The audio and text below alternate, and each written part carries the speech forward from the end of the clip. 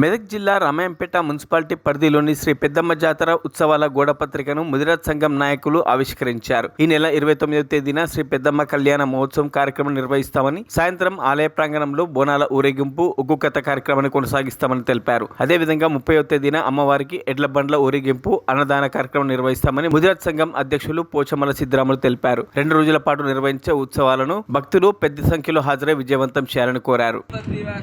22 సంవత్సరాల నుంచి మేము యథావిధిగా పెద్దమ్మ గుడి కట్టుకొని ఎప్పట్లాగానే పండుగ జరుపుకుంటున్నాము. ఈ పండుగకు అధిక సంఖ్యలో పెద్దలందరూ వచ్చి మా పండుగను విజయవంతం చేయగలరని మా యొక్క ప్రార్థన. 12 గంటలకు దేవి కళ్యాణం, సాయంత్రం ఒగ్గు కథ, శనివారం 1 గంటకు అన్నదానము, సాయంత్రం బోనాలు 6 గంటలకు, శనివారం ఉదయం 12 గంటలకు అన్నదానము,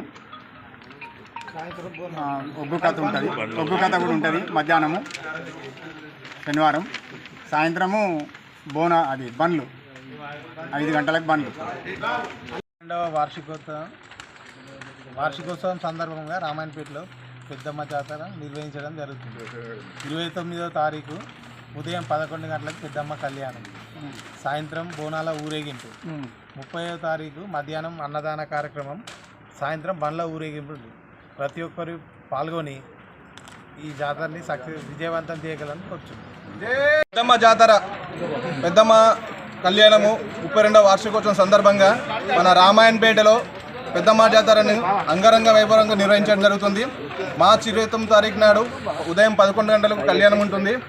మరి సాయంత్రం బోనాల ఊరేగింపు కార్యక్రమం ఉంటుంది. మరి అట్లా రాత్రి 29వ తారీఖు నాడు ఒగ్గు కథ ఉంటుంది.